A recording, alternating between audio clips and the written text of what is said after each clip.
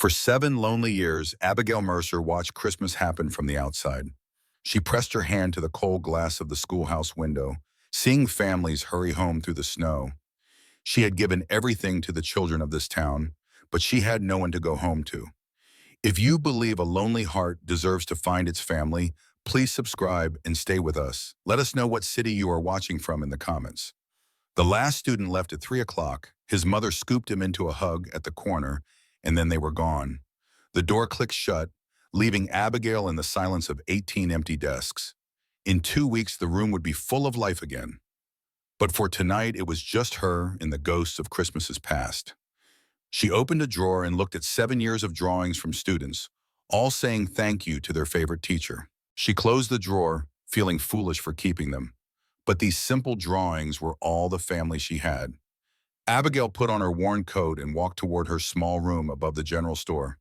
The walls were so thin she could hear the Henderson family singing carols below, a painful reminder of the joy she could not share. The 15-minute walk felt longer in the cold. Through every window, she saw scenes of perfect family life, a world she did not belong to. At the store, Mr. Henderson offered a kind smile. He gathered her small purchase, 1 orange, some thread, and a little tin of tea. He wanted to say more, to offer a kindness, but he knew she would not accept. A single woman did not impose on holidays. "Merry Christmas, Miss Mercer," he said softly. As she reached for her items, the door burst open. A gust of wind blew in 5 children, their cheeks red from the cold, followed by a tall, broad-shouldered man. They were the Callahan children. Their mother had died 3 years ago, leaving their father, Elijah, to raise them alone. The littlest one, a girl named Rose, stood staring up at Abigail with wide, curious eyes. Henry, the most outgoing, ran right up to her. "Miss Mercer, did you see the snow?" he asked, grabbing her hand. Lucy, the oldest, was more reserved but just as happy to see her. "Hello, Miss Mercer. I've finished that book." Elijah Callahan approached, removing his hat. Abigail had seen him around town, but she had never truly looked at him before. He was a rancher, his face weathered by the sun and wind, but his eyes held a deep sadness she understood all too well. "Miss Mercer," he said in a deep, quiet voice, "I hope my children are not troubling you." "Not at all," she replied. "They are a joy."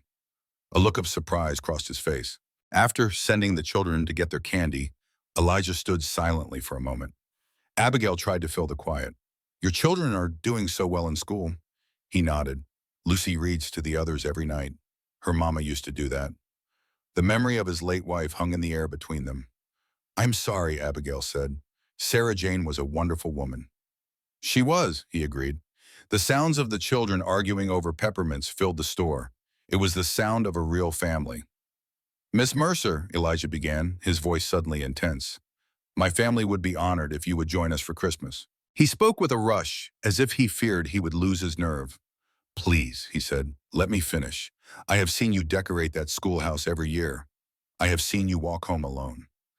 Abigail felt her throat tighten. "For 3 years I have watched, thinking someone should invite you. The children talk about you all the time at supper, Lucy especially. She needs—" He trailed off. "My children need a woman's warmth, Miss Mercer. They have a house, but not a home. Not since Sarah Jane died." The heart went out of it then. "It seems wrong," he continued, looking her directly in the eye, "for the woman who gives Christmas to every child in this town to spend it all by herself. People in a small town talk. They know you have been alone for 7 years. They know you light that lamp in the schoolhouse window as if you are waiting for someone who is never coming." The truth of his words was overwhelming. Just then, Lucy returned with the other children. She looked from her father's determined face to Abigail's stunned one. "Papa?" she asked. "Did you ask her?" Daughter then back at Abigail. "Please, Miss Mercer," little Rose whispered, her first words to her. "Please come." Looking at this broken, beautiful family, Abigail thought of her own lonely room and the long, quiet Christmas that awaited her there. She remembered a life of loss, of always being on the outside looking in. "Yes," she said, her voice suddenly strong. "Yes, I would be honored." A cheer went up from the children. Elijah Callahan's shoulders sagged with a relief so deep it seemed he had been holding his breath for 3 years. "Christmas Eve morning then," he said. I'll come with the wagon at 9. The children waved as they left, shouting, "See you tomorrow." At the door, Elijah paused and turned back, his hat in his hands. "Thank you, Miss Mercer," he said, his eyes holding a look she could not quite read. After they were gone, Abigail stood frozen. She had said yes. After 7 years of building walls to protect her heart, she had finally said yes to hope. "Well," Mr. Henderson said from behind the counter, "a Merry Christmas indeed." That night, her little room felt different. For once, the sound of the family celebrating downstairs did not make her feel so alone. She had somewhere to go. She was wanted. Christmas Eve morning was cold and gray. Abigail, dressed in her best blue wool dress, and braided her hair just as her Aunt Ruth had taught her. At exactly 9 o'clock, she heard the wagon. Elijah Callahan was waiting outside, his breath making white clouds in the frosty air. He took her small bag, his fingers brushing against hers for a moment, and helped her onto the wagon seat. As they rode out of town, he told her about the ranch. "It has been in my family for 3 generations," he said, his eyes on the road ahead. "My granddaddy built the original cabin." "It sounds like a real home," she said. He paused. "It has not felt like one since Sarah Jane passed." He told her how his oldest daughter, Lucy, who was only 11, had to act like a mother to her siblings. He spoke of little Rose, who was just a baby when her mother died. She asked Lucy what her mama looked like, he said, his voice tight. A child should not have to learn about her own mother from stories. His hands gripped the leather reins. "I have tried to be enough for them, but I am not good at the soft parts, the mothering." "Maybe you do not have to do them alone," Abigail said softly. He looked at her then, truly looked at her, and in his eyes she saw a fragile hope. Soon the Callahan Ranch came into view, spread across a valley like a painting. It was a beautiful place, solid and well kept. But as the wagon rolled closer, Abigail felt that something was not quite right. The children burst from the house shouting, "She's here!" They swarmed the wagon before it even stopped, pulling Abigail down and leading her toward the warmth of the house. Inside, the parlor was warm and smelled of cinnamon. A fire crackled, and a tree stood decorated in the corner. But the house was also haunted. Photographs of a woman with gentle, dark eyes were on every wall. Her rocking chair sat empty by the fire, a blanket still draped over the arm. This was the home of Sarah Jane Callahan. An older woman named Agnes came from the kitchen. "Welcome to our home, Miss Mercer," she said, her eyes kind but sharp. "I see you have noticed the photographs." "They're a shrine," Agnes stated, her voice blunt. She looked straight at Elijah. "You have been living in a museum, Elijah Callahan. It is time someone opened the windows and let the fresh air in." Agnes gestured up the stairs. "I'll show you to your room, Miss Mercer." The guest room was small, clean, and filled with photographs of a smiling woman, Sarah Jane. "I can move these if they bother you," Agnes offered, watching her closely. Abigail touched a silver frame. "No, this was her home. Her memory belongs here." Agnes gave her a long look. "You're different than the others who tried for Elijah. They looked at these pictures like rivals." "I'm not trying for anyone," Abigail said. "I'm only here for Christmas." Agnes didn't seem to believe her. "Dinner is at 6. Left alone, Abigail whispered to the photographs, "I'm not trying to take your place. I'm just so tired of being alone." The afternoon was a warm blur. Abigail decorated cookies with Emma and listened to Lucy read from her mother's storybook. Little Rose fell asleep in her lap, tiny fingers tangled in her braid. It felt like coming home, and that terrified her. This cozy dream would end in 3 days. She would return to her empty room, a lamp burning for no one.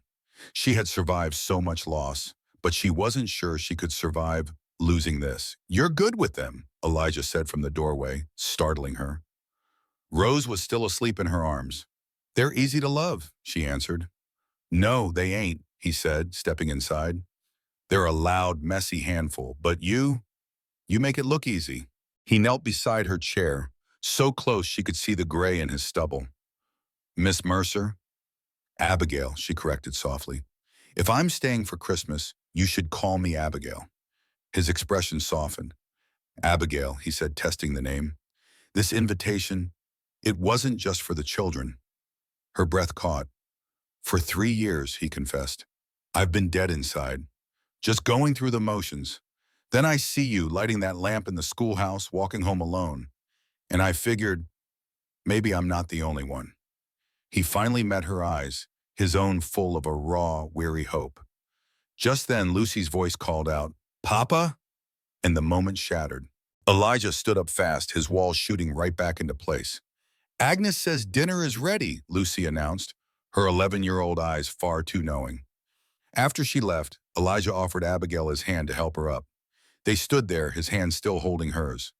"This ain't right," he said quietly. "People will talk. I ought to send you back to town." "Is that what you want?" she asked, meeting his gaze. A long silence stretched between them. "No," he finally admitted. "God help me, no." He let go of her hand, gently took Rose from her arms, and walked toward the kitchen. Abigail followed, her whole world tilting on its axis. She had 3 days to decide if she was brave enough to reach for a life she'd given up on, a piece of cornbread. Rose flung peas at the wall, giggling. At the head of the table, Elijah ate in silence, his eyes always finding their way back to Abigail. She tried to ignore it. "Miss Mercer, tell us about the wolves," Henry begged. "Don't talk with your mouth full," his sister Lucy snapped. "You ain't my mama." The words fell like stones into a quiet pond. Henry's face crumpled as he whispered, "I'm sorry." Lucy's hands trembled. "Finish your dinner," she said, her voice tight. That terrible quiet settled over the table, the kind that comes when a truth you should not say is said out loud. Abigail reached out and covered Henry's hand. "Your mother," she said gently, "would be very proud of all of you. Children are mirrors of their parents' hearts." Tears welled in Henry's eyes. "She used to make silly faces at us," another child, Emma, said suddenly. The tension finally broke. The children started talking again, lighter this time, and little Rose, the quietest of them all, climbed down from her chair and walked right over to Abigail. She held up her arms, wanting to be held. Abigail glanced at Elijah, who gave a single nod. She lifted the little girl into her lap, and Rose settled against her chest for the rest of the meal. "She don't do that with anyone," the housekeeper Agnes said later. "Not even me." Abigail just held the warm, motherless child and felt a strange sense of rightness. Later, after the children were busy with their chores, she found herself alone with Elijah. He stood by the fireplace, staring into the flames. The embroidery his wife had made hung above him. It read, "Love makes a house a home." "You handled that well," he said without turning around. "Henry just spoke the truth," Abigail replied. "Lucy has been their mother since she was 8 years old. That ain't right." He finally faced her, his face carved with grief. "I don't know how to fix it," he admitted. "You can't give them back what they lost," Abigail said softly, "but you can give them something new. Permission to be happy again. Permission to love without feeling like they're betraying her." His jaw tightened. "You think that's what I feel?" "I think children learn from their parents," she said. The truth hit him hard. "I've lived with grief too," she added. "I know how it can become a prison." "Sarah Jane's last words to me," Elijah said, his voice cracking, "were about the children. She made me promise I'd let them be happy, but I don't know how." Abigail stepped closer. "Maybe you need someone to remind you of what you still have." Their eyes met. The moment was shattered by Henry bursting through the door, his face pale with panic. "Papa, come quick! It's Duchess, the horse. Something's wrong." Elijah was moving before the boy finished, grabbing his coat. "Agnes, keep the children inside! Ayo!" he yelled as he ran into the night. The children gathered on the stairs, terrified. "Is Duchess going to die?" Emma whispered. Abigail made her choice. "Lucy, you manage the children. I'm going to help your father." She pulled on her coat and headed out into the snow. The barn was thick with the smell of hay and fear. The mare, Duchess, was on her side, her eyes rolling in pain. "The foal's turned wrong," Elijah grunted, his arms deep inside the struggling horse. "I can't get a hold of it." He looked at Abigail, his face desperate. "Show me," she said. He guided her hands in, and she could feel the desperate fight for life. "We'll have to turn it together," he said. They worked as one, his strength and her smaller hands. Finally, the foal slid into the world, but it lay limp and still on the hay. "No," Elijah whispered, rubbing its small body with straw. "Come on, breathe, please." This wasn't just about a foal. It was about every loss he could not prevent. Then a tiny shudder, a cough, a ragged breath. The foal was alive. Elijah sat back and laughed, a raw, broken sound of pure relief. He looked at Abigail kneeling beside him in the straw. "You saved them," he said. He reached out and gently pushed a strand of hair from her face. "You came out here when any sensible woman would have stayed inside." "I've never been particularly sensible," she smiled. His hand lingered on her cheek. "I reckon you haven't," he said.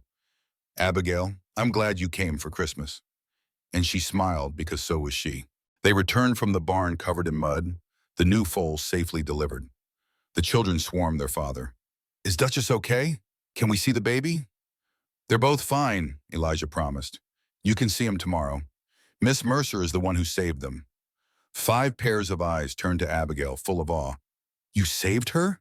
Henry breathed.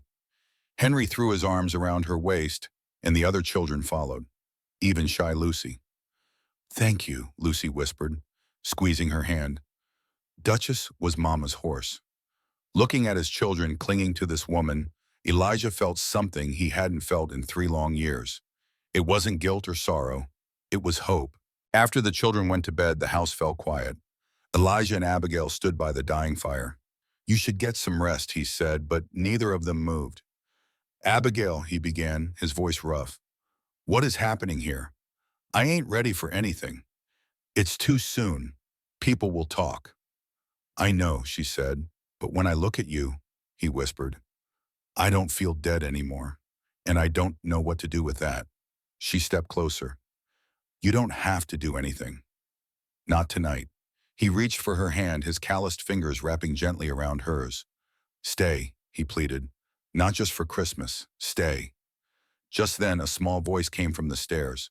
"Papa?" It was Lucy, a little ghost in her white nightgown, watching them with those old, knowing eyes. Abigail came upstairs to find 3-year-old Rose fighting sleep. The little girl refused to close her eyes until she said goodnight. When Abigail sat on the bed, Rose demanded a story about her mama. It was a punch to the gut. Abigail had never met her. Rose thought for a moment. Then she asked for a new story about the lady who came for Christmas, the lady who stays forever and becomes a new mama. Before Abigail could find her voice, Rose whispered, "You be mama," and drifted off to sleep. 3 little words that felt like they could change the whole world. Christmas morning was a happy chaos of children's voices. They were all waiting by the tree, arguing about whether to wake Miss Mercer. Just then, Abigail appeared on the stairs as Elijah was telling them to wait. His voice went soft when he saw her. "Good morning," he said. Little Henry ran to her, pulling her toward the tree. "Papa got you something," he announced. Lucy handed her a small package wrapped in brown paper. "Papa said you have to open yours first." Inside was a beautiful pair of soft, fur-lined leather gloves. "Your hands," Elijah said from across the room. "I notice they are always cold." "You notice that?" Abigail asked, her heart skipping a beat. "I notice everything about you," he admitted, his words hanging in the air between them. The children watched, sensing this was a moment for the grown-ups. The gloves fit perfectly. As the morning went on, filled with laughter and handmade gifts, Abigail felt a warmth she had never known. This was family. For the first time, she was not watching happiness through a window. She was right in the middle of it, and her heart was so full it almost hurt. Lucy found her wiping away a tear. "Happy tears or sad tears?" the little girl asked wisely. "Happy ones, I think." Lucy nodded. "Mama used to get those too." She then grew quiet and asked the question that mattered most. "Are you going to stay?" Abigail answered honestly that their father had not asked her. "He will," Lucy said with certainty. "He looks at you the way he used to look at Mama." She admitted that she thought she would hate anyone who tried to take her mother's place. "But you are not taking her place," Lucy whispered. "You are just filling the empty one." The day after Christmas, a wagon pulled up. Agnes, the housekeeper, looked out the window and sighed. "Well, that did not take long. It is Harriet Cole." She explained that the widow had been circling Elijah like a vulture ever since his wife passed. Before Elijah could be warned, Mrs. Cole was inside, her voice dripping with fake sweetness as she offered a fruitcake. "A man should not have to raise 5 little ones alone," she said, moving too close to Elijah. Agnes grimaced and led Abigail into the parlor, muttering, "Time you met the competition." Mrs. Cole's smile vanished when she saw Abigail. "The school teacher," she said, looking down on Abigail's simple dress. How unconventional for you to be staying here. Elijah's voice went cold. Miss Mercer is my guest. But Mrs. Cole continued her thinly veiled insults about Abigail having no family of her own. Just then, Henry piped up. Miss Mercer is brave. She saved our new foal. Lucy joined in. Papa says she has more courage than most men he knows. Harriet's face tightened. She knew she was losing. Thank you for the fruitcake, Mrs. Cole, Elijah said, his tone final. He stood between her and Abigail, a clear protector. Furious, Harriet turned to leave. This town has standards, Mr. Callahan, she warned. Agnes stepped forward. Miss Mercer has more grace in her little finger than you have in your whole body. Good day. As she left, Harriet threatened, the town will hear about this. Elijah just looked at her calmly. Reckon so, and I reckon I do not much care. After she was gone, Lucy quietly added, she used to be mean to Mama too.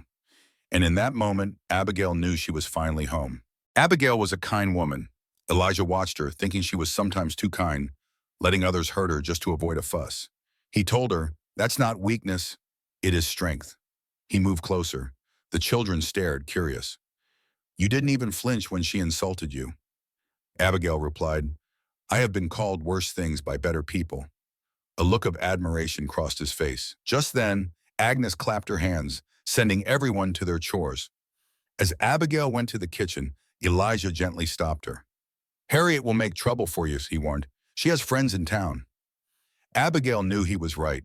She should have been worried about her reputation, but looking at this good man, she found she just did not care. No, she said, it does not. She left him standing there, looking completely amazed. Later that night, Elijah found her on the porch, wrapped in a blanket against the cold. He sat down beside her, their shoulders touching. I should have stopped Harriet today, he said. She smiled in the dark. You defended me. So did Agnes and your children. I have never had so many people on my side. He told her she deserved it. They sat quietly for a time. Can I ask you something? Elijah finally said. When you look at this ranch and these children, what is it you see? Abigail thought for a moment. I see a home, she said softly. It is a home that's been waiting for a reason to be happy again. It just needs some life put back into it. He turned to her, his face serious in the starlight. Could you be the one to do that? Even with people like Harriet making things hard? Abigail knew she would not be replacing his first wife. She would be making her own place here. Elijah took her hand. I am going to ask you to stay, he said. Not right now. I want to do it proper. But I am giving you fair warning. He held her hand tighter. If you say no, I will drive you back to town and regret it for the rest of my life. Abigail looked at the man who had lost so much yet was brave enough to try again. I do not need time to think, she said, but I will take it, because you are right. This should be done proper. She squeezed his hand. Ask me on New Year's Eve, after the holidays are over. I will give you my answer then. He lifted her hand and kissed it gently. New Year's Eve, he repeated. I will be counting the hours. The very next day in town, the gossip started. As soon as Abigail and Agnes walked into Henderson's general store, the talking stopped. Women stared, then whispered to one another. Agnes told her to ignore them, but it was hard. People moved away from her as if she were contagious.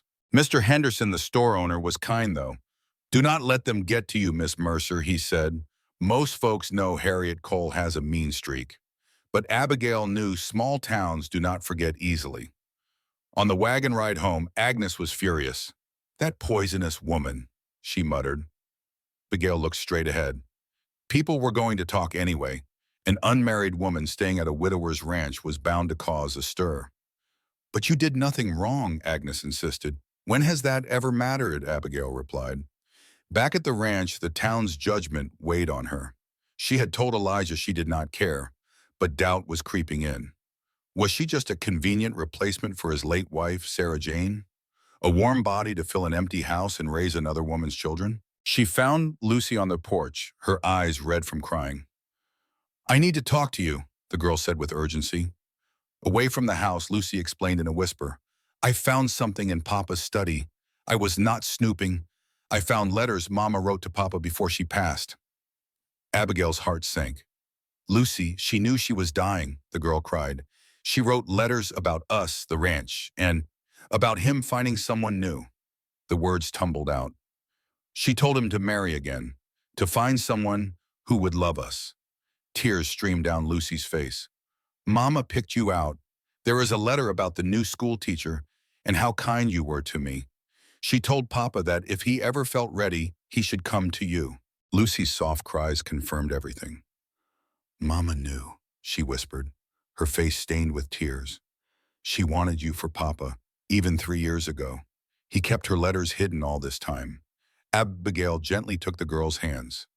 Your father wasn't hiding them to be cruel, honey. He was grieving. Letting go felt like a betrayal to him. Lucy looked up, her little heart breaking. But I want you to stay. Does that mean I don't love Mama enough? Abigail pulled her into a fierce hug. Oh no, sweet girl. It just means your heart is big enough for both. Your mama would be so proud. As they walked back to the house, a cold dread washed over Abigail. Elijah was on the porch arguing with a stranger who was waving a paper in his face. Papa, Lucy called out. The stranger turned, his eyes landing on Abigail with pure contempt. Well, well, so this is the school teacher who moved into my sister's house, trying to take her place. It was Thomas, Sarah Jane's brother. He stepped toward Abigail. I heard you were desecrating my sister's memory before she was even cold in the ground. Elijah's voice was like ice. She's been gone 3 years, Thomas. 3 years is a heartbeat, he sneered, and you're already replacing her with some spinster nobody else wanted. She's nobody, Thomas spat, jabbing a finger toward Abigail. Elijah's voice cut through the tension. Your sister wanted this.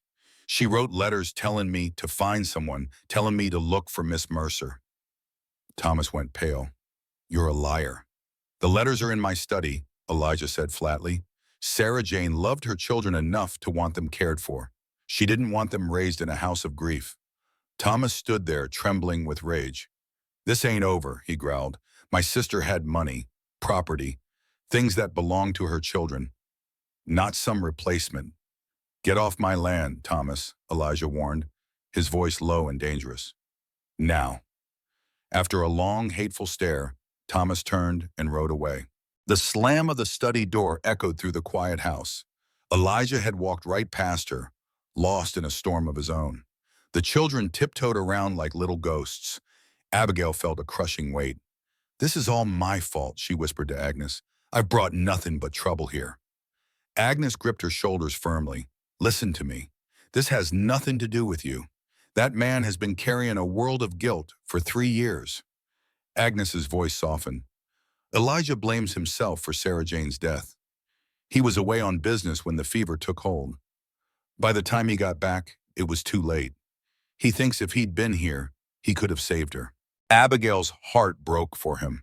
He's been punishing himself ever since, Agnes continued, refusing to move on. He thinks if he stays miserable, he doesn't have to accept that she's gone. So what do I do? Abigail asked, her voice trembling. You wait, Agnes said. You stay right here and show him that loving you doesn't mean he's forgetting her. That man and those children need you. Dinner was a silent, heavy affair. Elijah's chair remained empty. Finally, young Henry looked up with wide eyes. Is Papa mad at us? No, sweetheart, Abigail reassured him. Your Papa just needs some time. Is the lady going away now? Everyone froze at little Rose's question. Abigail looked at the small child. What lady, honey? You, Rose said, her eyes filled with worry. Papa's sad again. When Papa gets sad, people go away. The words struck Abigail deep in her soul. Rose didn't remember her mother, but she remembered the feeling of loss. She knew what sadness looked like right before it took someone from her. Looking into that sweet, scared face, Abigail made a choice. I'm not going away, she said, her voice full of conviction. Promise, Rose whispered.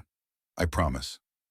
A small smile touched the child's lips, and for the first time all afternoon, it felt like everyone in the room could finally breathe again. She soothed each child, answering their worried questions. By the time they were all in bed, she was worn out. Elijah's study door was still closed, but a light shone from underneath. He was awake. She knocked softly. When he did not answer, she spoke through the door. Elijah, your children are scared. They think this is their fault. Rose asked me if I was going to leave. A chair scraped inside and then the door opened. Elijah looked awful. His eyes were red and he smelled of whiskey. She asked you that? He said, his voice rough. God, I am making the same mistakes all over again. You are not, she insisted. I am. After Sarah Jane died, I just disappeared into my own grief. I left the children to raise themselves. Now, at the first sign of trouble, I am hiding again. He looked at her, his eyes full of pain. You are allowed to need some time. Time for what? He asked. To feel sorry for myself? All I do is ruin good things, Abigail. It is what I do. I destroyed my marriage with guilt. Sarah Jane tried so hard to reach me in her last years, but I was lost in my work. I never gave her the love she needed, and then she was gone. It is true, her letters all say she forgives me. They say she knew I loved her, even when I failed to show it. They say she wants me to do better with the next woman. She had to teach me how to love from beyond the grave. I will ruin you too. Thomas is right. You deserve more than a broken man with 5 children and a house full of ghosts. Abigail stepped close and held his face, making him look at her. Stop. Stop deciding what I deserve. Do not try to protect me from you. I am a grown woman who has known loss. I have spent 7 years watching others live the life I wanted. I know what I am getting into. You are scared and grieving, and we will both make mistakes. But I would rather be imperfect with you than perfect and alone. His breath hitched. I do not know how to do this, he whispered. Neither do I. We will learn together. They stood for a long moment, forehead to forehead. A small voice came from the stairs. Papa. Rose stood there, her thumb in her mouth, tears on her cheeks. I had a bad dream. The bad man took the lady away. Elijah scooped her up into a big hug. Nobody is taking anyone away, he promised. The lady stays. Rose reached a small hand to Abigail. Come. Abigail joined their embrace, and for a moment, they were a family. I am sorry, Elijah murmured into Abigail's hair, for hiding from this. I know. I am going to be better. For you and for them. I know that too. Rose was already falling asleep on his shoulder. Bedtime, Abigail said softly. Tomorrow is a new day. They went upstairs together. Elijah tucked Rose into her bed. In the hallway, he turned to Abigail. New Year's Eve is tomorrow. I am still going to ask you, and I am still going to say yes. He gave her a real smile, the first she had seen in days. Good night, Abigail. Good night, Elijah. But tomorrow brought a storm.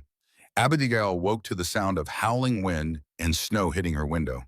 At the bottom of the stairs, Agnes looked grim. A blizzard rolled in. It is the worst I have seen in years. The roads are buried, and you can barely see the barn. What about the animals? Elijah has been out there since dawn. Abigail grabbed her coat. I am going to help.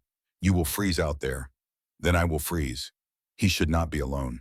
She pushed into a wall of white. The cold was a shock, stealing her breath. She could not see, but she could hear Elijah's voice calling to the horses. She followed the sound into the barn. Elijah turned, his face a mix of shock and anger.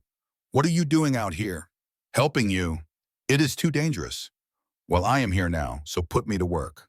He stared at her, and then his expression softened. You are a stubborn woman. You are just now figuring that out. They worked side by side for hours, making sure every animal was warm and safe. Her fingers were numb, even inside her gloves. Enough, Elijah said, his voice firm against the howling wind. The cattle can wait. You cannot. He pulled her from the barn, shielding her as they fought their way back to the house. Inside, 5 children were huddled by the fire, their eyes wide with fear. The blizzard had trapped them. To soothe their nerves, Abigail sat by the hearth. Once upon a time, she began softly, there was a woman whose heart had forgotten how to feel. Elijah turned from the window, listening as she told a story about a family who had forgotten how to laugh. Did they live happily ever after? Little Rose whispered.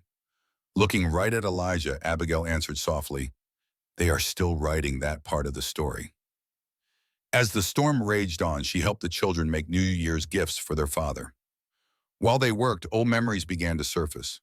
Papa used to laugh all the time, Lucy said quietly, before Mama died. The children remembered a father who sang silly songs, a man who seemed so different now. A moment later, Lucy pulled Abigail aside, holding an old, worn letter. "Mama wrote this about you," she whispered. Abigail's hand shook as she read Sarah Jane's words. "My darling Lucy, I am gone now, but I need you to do something for me. Your papa will find love again. When he does, you must let her into your heart. I have watched the school teacher, Miss Mercer. She has a gentle heart and loves without expecting anything in return." The letter urged, "Let her love you, sweetheart. Do not let grief steal your heart." Abigail's tears fell onto the paper. "She knew," Lucy whispered, her own voice breaking. "Mama is telling me it is okay." She collapsed into Abigail's arms. "I love you, Miss Mercer. I want you to be my second mama."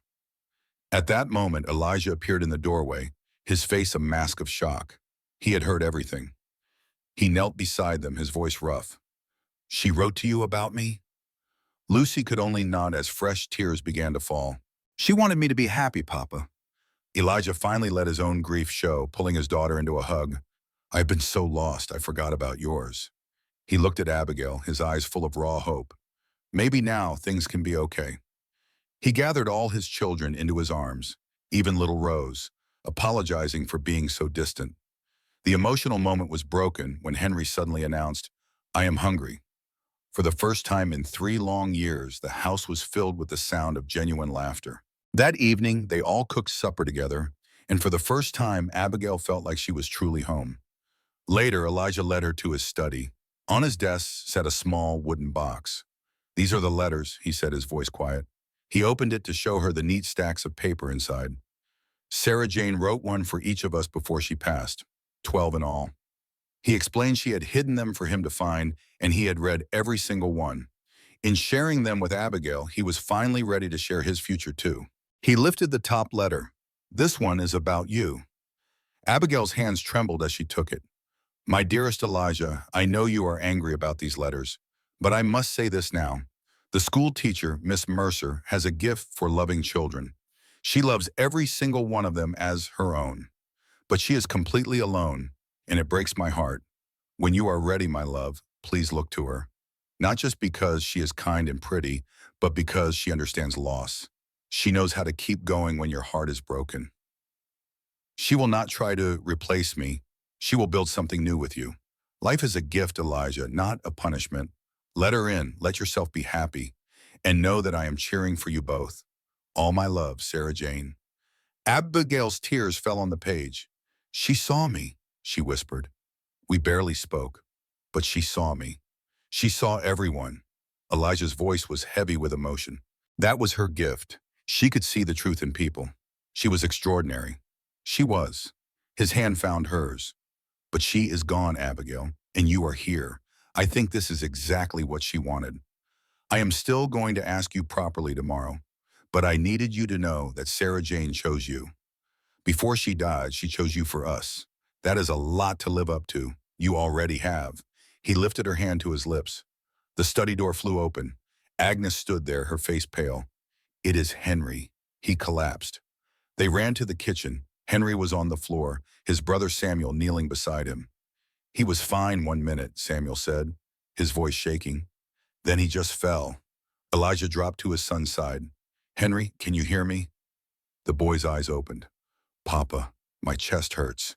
Abigail felt his forehead. He was burning with fever. "How long has he felt sick?" "He said his head hurt at dinner," Emma whispered. "It's the storm," Agnes said, her voice grim. "He was out with the animals this morning. He got too cold, then warmed up too fast." Panic edged into Elijah's voice. "We need the doctor." Agnes just shook her head. "The roads are buried. We cannot even see the porch." "Then I will ride blind," he declared.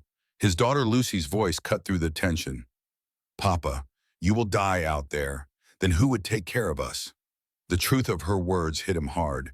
He looked at his sick son, trapped and helpless. "I know what to do," Abigail said, standing tall. "My aunt was a nurse. I need hot water, cold cloths, and every blanket you have."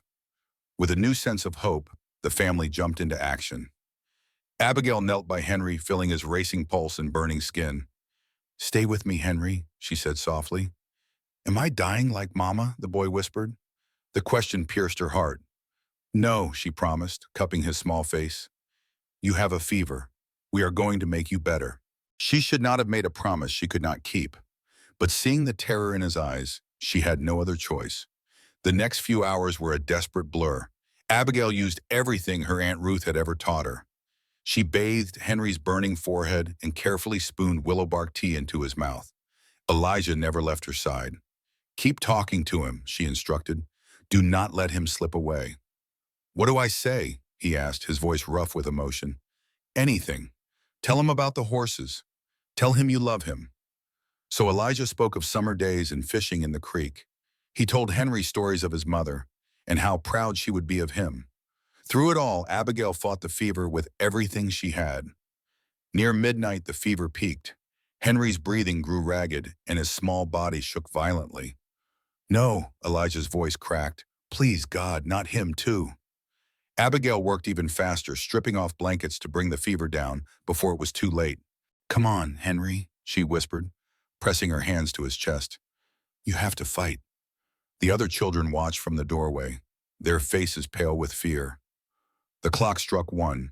After one last terrible shudder, Henry went completely still. No, Elijah cried, lunging toward the bed. But Abigail pressed her ear to the boy's chest. She heard it, a heartbeat, steady and slow. She touched his forehead. It was cooler. The fever is breaking, she announced, her voice trembling with relief. Elijah collapsed next to his son, his shoulders shaking with silent sobs. Thank you, he whispered. You saved him. You saved all of us. He pulled her into a hug, holding her tight as the first light of dawn appeared. The storm was over. Abigail woke in a chair by Henry's bed to a world of quiet white. The boy was sleeping peacefully, the color finally returning to his face. He is going to be fine, Agnes said from the doorway, holding a cup of coffee. You should get some real rest.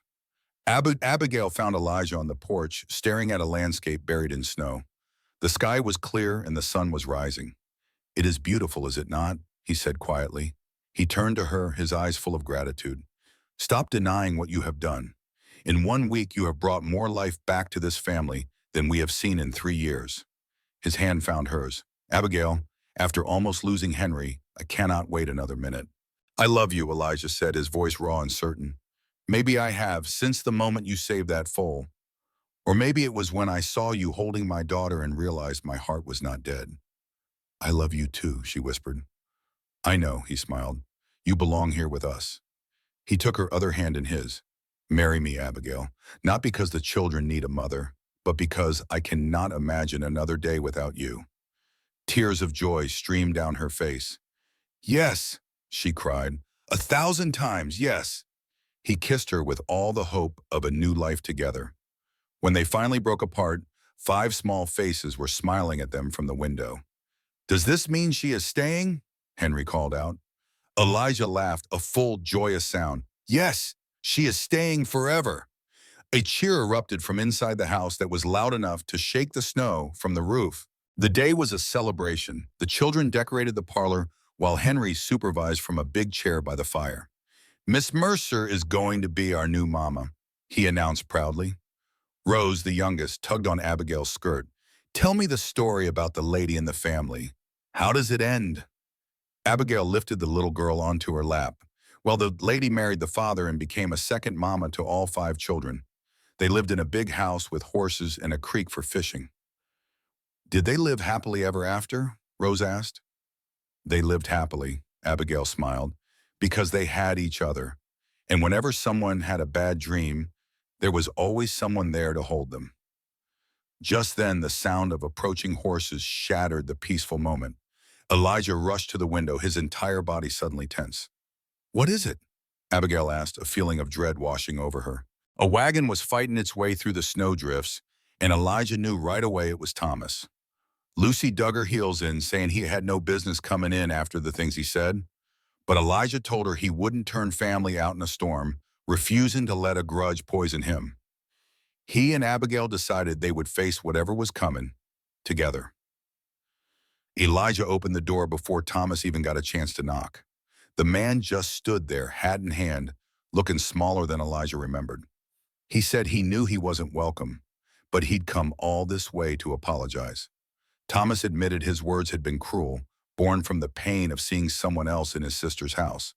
But he knew it was wrong to hold on to the dead so tight you end up hurting the living.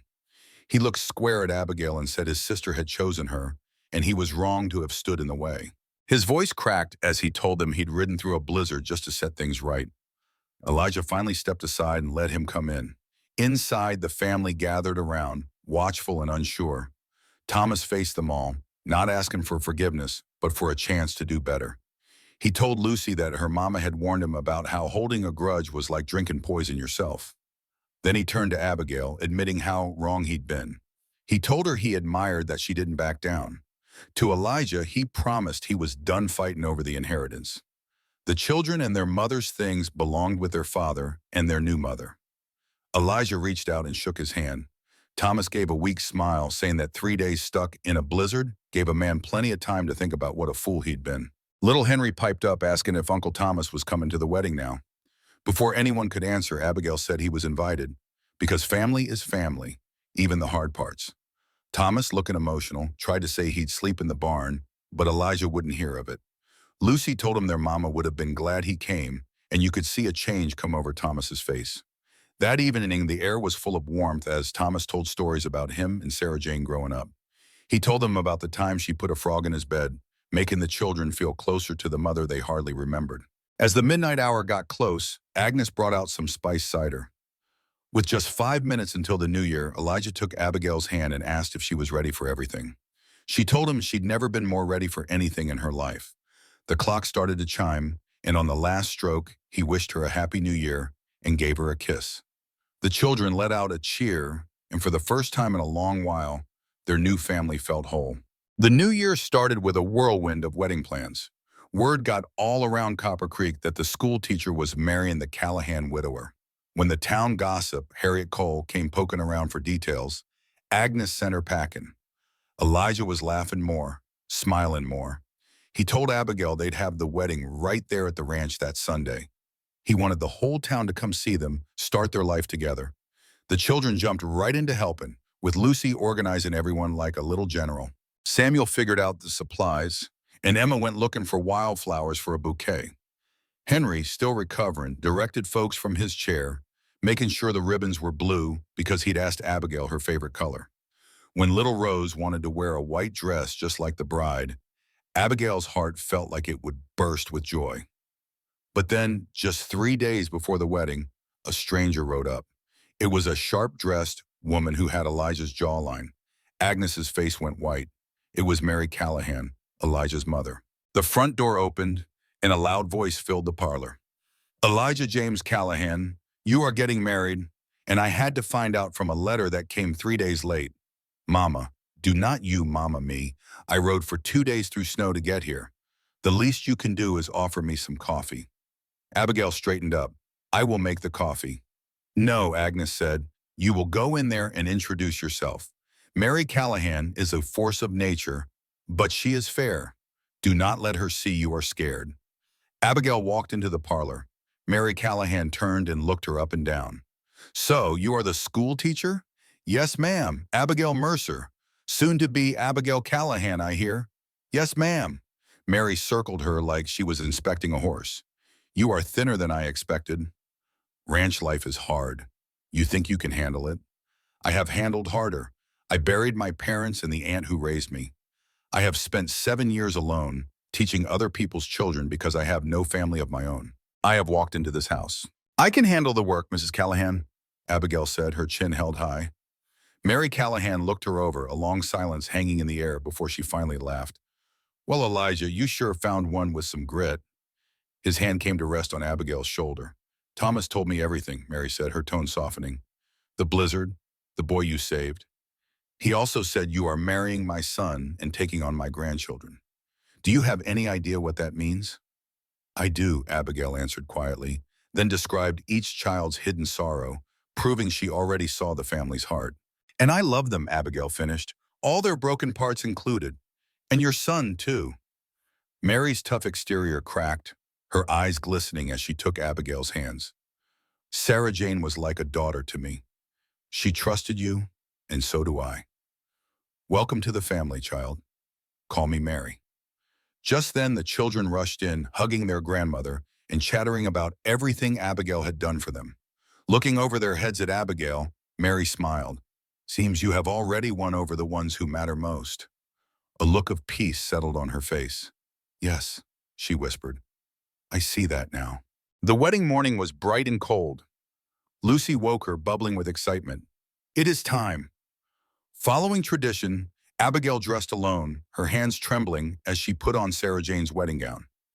Mary had given it to her, a tearful exchange that had sealed their bond.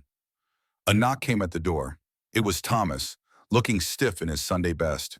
He shuffled his feet, then offered to walk her down the aisle, seeing as she had no father there. "I would be honored, Thomas," she said softly. For a moment, this man who had once been her critic looked at her like she was family. The parlor was filled with neighbors who had come to see the healing of a broken family. Mary sat in the front row while the children stood beside a waiting Elijah. When he saw Abigail in the doorway, his entire face lit up with a look of pure earned joy. Thomas placed her hand in Elijah's.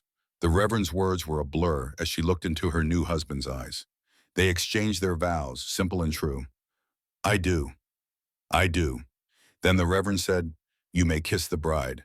And as Elijah kissed her, the world outside of them fell completely away. "Does this mean I can call you Mama now?"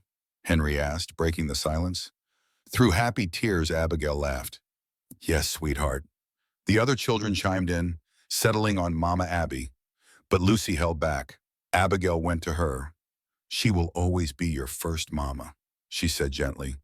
With a trembling voice, Lucy admitted, "I think I could have room for two." Abigail pulled her into a fierce hug. Later at the reception, she saw Harriet Cole standing alone. Despite the town gossip, nearly everyone had come, bringing food and well wishes. "I should go talk to her," Abigail told Elijah. "I know I do not have to, but I want to."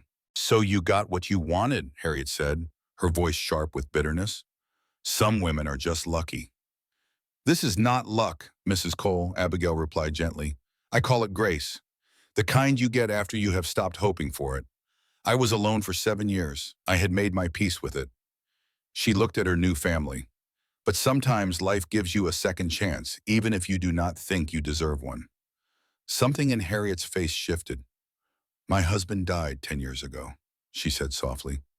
"I have been waiting for my second chance ever since." Her eyes drifted toward Thomas.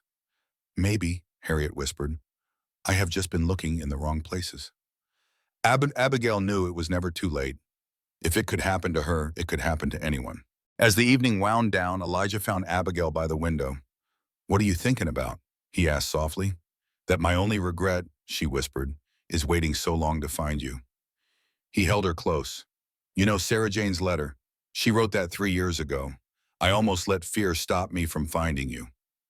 Just then, little Rose appeared in the doorway. "Mama Abby, will you tell me a story?"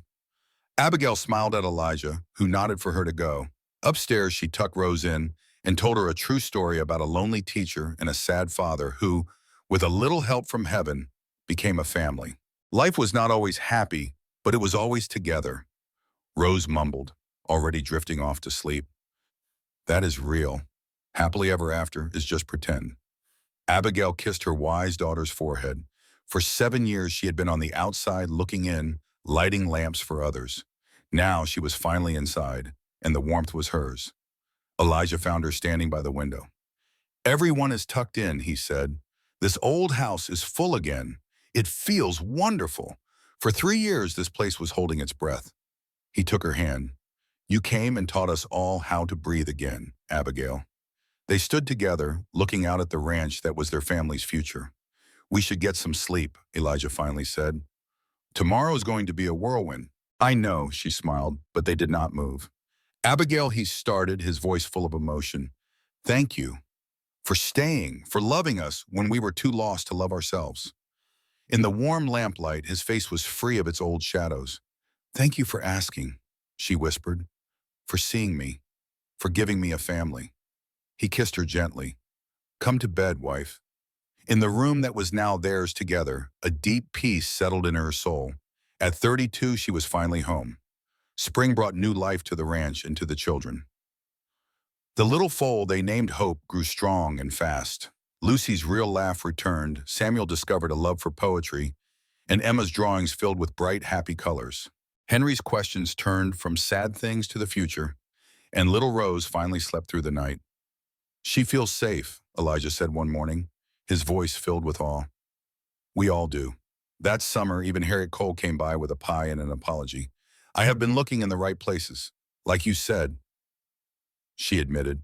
"Thomas has been calling on me." Abigail was truly glad to hear it. When fall came, Abigail took to ranch life as if she were born to it. She learned to mend fences and ride a horse with a confidence that felt completely natural. "You belong out here," Elijah told her. "I am just stubborn," she replied with a smile. When a new school teacher arrived, Abigail gave him her most important lesson.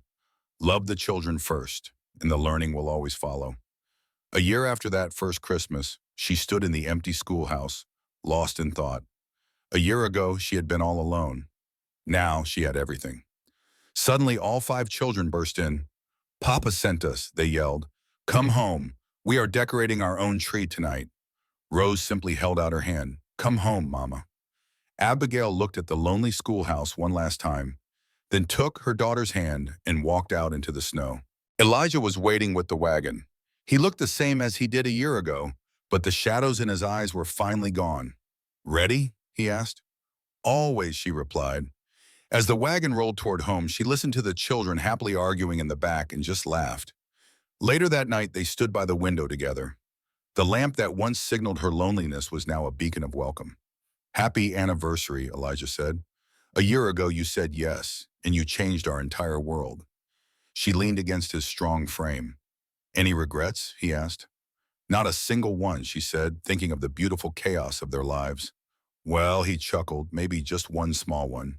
"Abigail," Elijah said, turning to her with a serious look, "there is something I have to show you." He pulled a folded, worn letter from his pocket. "It is from Sarah Jane. She wrote it the day before she passed, for the woman I would someday love." With shaking hands, Abigail opened the letter. The words from the past were not of jealousy, but of gratitude.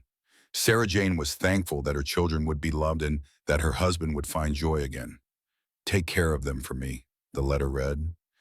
"Do not be afraid of my memory. I am not a rival. I am the foundation you can build upon. We are partners in loving this family." Reading those last words, a thank you for being brave enough to love them all, Abigail knew she was truly home. Abigail's tears fell onto the letter. "She knew," Abigail whispered, her voice full of wonder. "She always knew," Elijah said. "She knew me better than I knew myself." He gently took her hands in his. "You've met her through her children. Sarah Jane lives on in them, and now she lives in you too." Abigail pressed the letter to her chest. "I promise I'll take care of them." Elijah looked at her, his eyes full of love. "I know you will," he said. And then he kissed her, a kiss that felt like a promise for a lifetime. Looking out at the snow, she finally felt she was home. "I love you, Abigail Callahan," Elijah said, his voice steady and true. "I loved you then, and I'll love you when we're old and gray." She smiled through happy tears. "I love you too." The clock began to chime. "Merry Christmas, wife," he whispered. "Merry Christmas, husband." They held each other as Christmas Day was born. Upstairs, 5 children slept, dreaming of a happy future. In the parlor, a man and a woman marveled at the miracle of a second chance. 7 years ago, Abigail had given up on family. 3 years ago, Elijah had given up on joy. But love, when it is brave enough to be let in, changes everything.